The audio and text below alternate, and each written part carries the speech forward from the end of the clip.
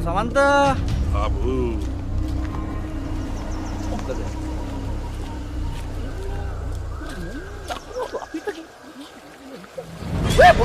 මොකද කරන්නේ ඇංගිලා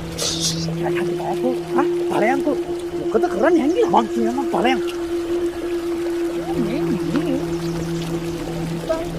අපි යක්කේ උනට මුන්ට කියන්න බෑ මොකද මං අරුට වෙලා තියන්නේ හැංගි කොහෙද යන්නේ ඌේ අරුන්ගේ මුන්ගේ වැඩක් නෑනේ. ඔබ මොකද කරන්න කියපන්කෝ? ඇයි මට මොකද වෙලා තියෙන්නේ? මට මොකද?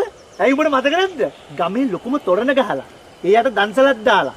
එලි වෙනකම් භක්ති ගීත කියනවා කියලානේ යකෝ තෝ ගමේ සමිතියේ සභාපතිකම ගත්තේ. ලැජ්ජ ලැජ්ජකෝ බොරු බොරුන්දු දෙන්න අනික මේ පොසනුත් ඇවිල්ලා. එහෙම ප්‍රකාශයක් කෙරුවා තමයි.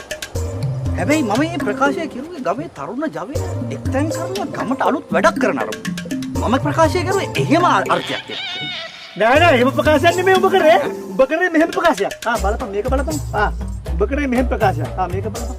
විද්වල්පතිතුමනි, ග්‍රාමසේවකතුමනි, මෙදා පාරවේ සොක්ක කර මේක මේ ලොකුම තොරණ ගහලා ඒ තොරණයට බද්දස්සලක් දීලා රැලි වෙනකම් භක්ති ගීත කියනවා විතරක් නෙවෙයි.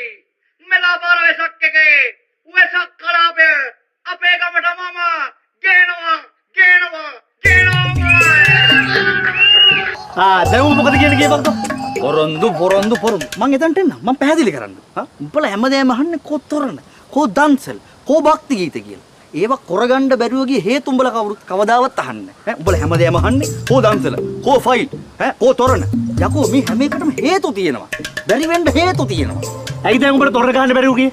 යකෝ තොරණ ගහන්න කෝබම් මේ රටේ මේ ගමේ තරුණ ජවය මුන්ට තොරන් ගහන්න නෙමෙයි ගංජා ගහන්න කතා කරපන්. WhatsApp group හදාගෙන රෑ වෙද්දී මේ බෝකු කටවල් උඩ මුන් ගංජා ගහන්න.